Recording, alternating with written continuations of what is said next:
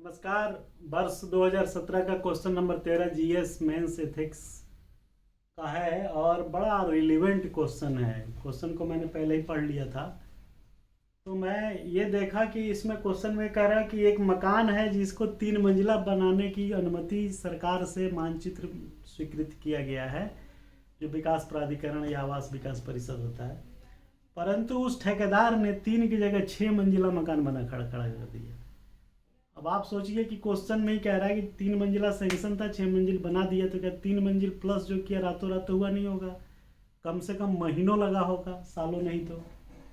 और उसके उसके इलीगल कंस्ट्रक्शन 3 मंजिल होने के बाद किसी दिन मकान गिरा और उसमें तमाम मजदूर जो है दब के मर गए। अब लीजिए,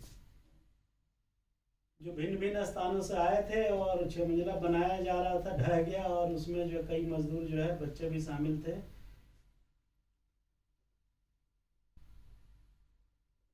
मारे गए। क्लियर लिख रहा है, मारे गए बेचारे। सरकार ने वही तुरंत मृतक परिवार को नगद मुआवजा घोषित किया और निर्माणकर्ता कॉन्ट्रैक्टर को गिरफ्तार किया। पूछ रहा है कि इस प्रकार की घटना के कारण बताइए और घटना के कारण को रोकने के लिए सुझाव दीजिए। तो कारण आप सीधा सीधा बताने लगिए कि क्या कारण है। कारण क्या है आपको मालूम है, लेकिन थोड़ा सा डिटेल में आप पॉइंट वाइज लिख के एलाबोरेट करिए तो ज़्यादा बेहतर होगा। तो सबसे बड़ा कारण है, ऐसा क्यों होता है, उसके पीछे जो है सबसे बड़ा कारण है कि कॉनाइवेंस होता है। किसका? उस ठेकेदार का। किससे? उस एरिया के जो कार्यालय है, विकास प्राधिकरण हर डिस्ट्रिक्ट में होता है, या आवास विकास, जो भी आवास विकास परिषद जो भी हो, तो कॉनाइवेंस होता है इनका। ये सब मिले होते हैं, आपस में गठजोड़ किए रहते हैं। और ये सिर्फ कॉनाइवेंस उन दोनों का नहीं होता, बल्कि कई लोगों का होता है जो एक ऑर्गेनाइज्ड क्राइम का रूप ले लेते हैं, जिसमें जो है पुलिस से लेकर, जुडिशरी से लेकर और विकास प्राधिकरण से लेकर, ठेकेदार से लेकर सब मिले होते हैं। सब एक दूसरे को बचाने का प्रयास करते हैं जब कुछ ऐसी घटना होती है तो। और 100% तो ऐसा नहीं होता, ये बात मैं नहीं कहूँगा, लेकिन ऐसे केसेस में देखा गया है, पाया गया है कि सब एक दूसरे को प्रोटेक्ट करने में लग जाते हैं।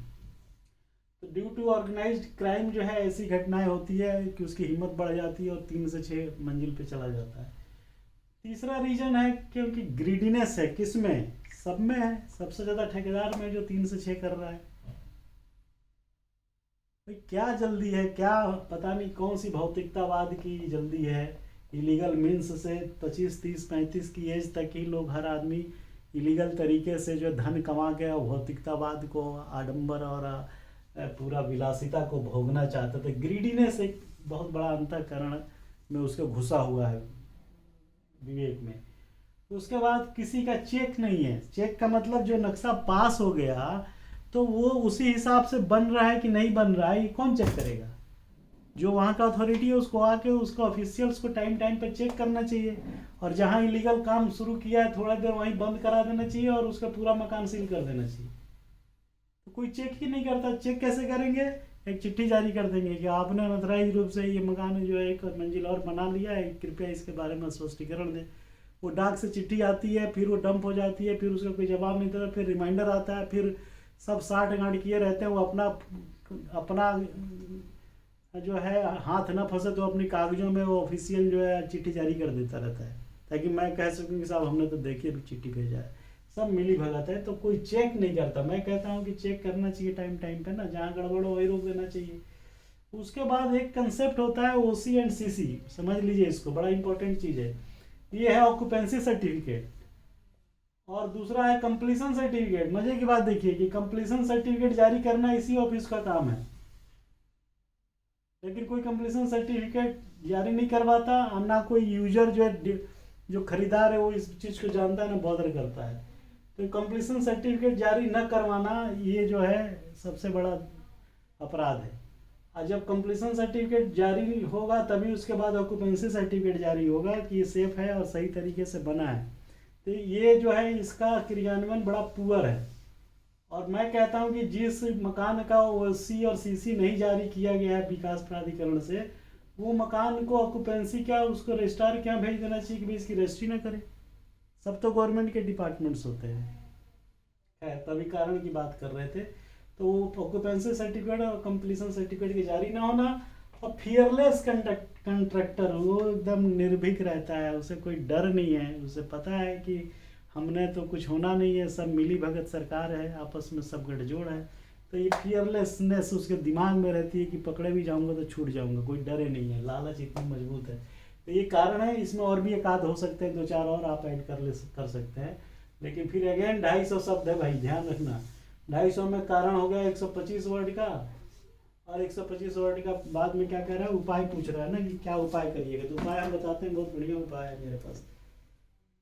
इस प्रकार की घटनाओं को रोकने के लिए अपने सुझाव भी दीजिए। तो सुझाव दे दीजिए कि सबसे बड़ा सुझाव तो इसमें ये दीजिए कि सरकार कहती है कि हमारे पास मैन पावर नहीं है, तो आप जियो टेक मॉनिटरिंग क्यों नहीं करते हैं जो बिल्डिंग बन रही है।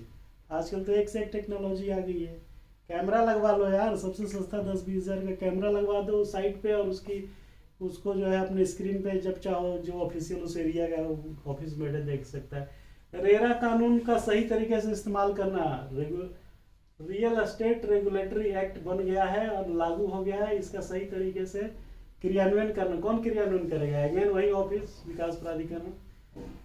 उसके बाद नो एडवांस बुकिंग, मकान की कोई एडवांस बुकिंग मत कराइए, होने मत दीजिए। तो ये कि भाई पहले बना लो, उसके बाद जब सही तरीके से बना होगा तब बिकेगा। और इसकी सूचना रजिस्ट्रार ऑफिस को दे दीजिए कि जब तक जो है ये विकास प्राधिकरण ऑफिस जो है इसको एनओसी नहीं देता रजिस्ट्री ऑफिस को कि एक्स मकान के लिए, तब तक इसकी रजिस्ट्री न हो। तो ऐसे ही जो है आदमी डर के मारे सो सिंपल जो है घर बैठेगा। उसके बाद जो है आप कस्टमर्स का पार्टिसिपेशन जो है ड्यूरिंग कंस्ट्रक्शन, अगर एडवांस बुकिंग नहीं मान रहे, करना ही है तो उनको भागीदारी बनाइए ना, जो आके चेक करें सही बन रहा है गलत बन रहा है। इससे क्या है कि जनता का सपोर्ट सरकार को मिलेगा, सरकारी कार्यालयों को मिलेगा, और इससे दोनों को जो है स्वस्थ मॉनिटरिंग करने की जो है वो मिलेगा, अपॉर्चुनिटी मिलेगा। रेगुलर चेक्स करने दीजिए जिसकी ड्यूटी है, और इसी रेगुलर चेक्स को मजबूत करने के लिए कि अगर आदमी नहीं है, बहानेबाजी है, तो इसमें कस्टमर को भागीदारी बनवा दीजिए। बढ़िया उपाय बता रहा हूँ। उसके बाद एरिया ऑफिसर जो डेवलपमेंट अथॉरिटी है उसकी ड्यूटी प्रॉपरली न करने के एवज में उसको हैंग करिए। वो मिला होता है, उसने रिपोर्टिंग नहीं किया, उसको चार्जशीट दीजिए, उसको सस्पेंड करिए, नौकरी से बाहर करिए। ऐसे 2-4 को करिएगा तो उसका कॉन्वेंस ऐसे ही खत्म हो जाएगा। तो उसके खिलाफ और आप एक्शन लीजिए अगर आप साफ सुथरे खुद हैं, सीनियर हैं तो।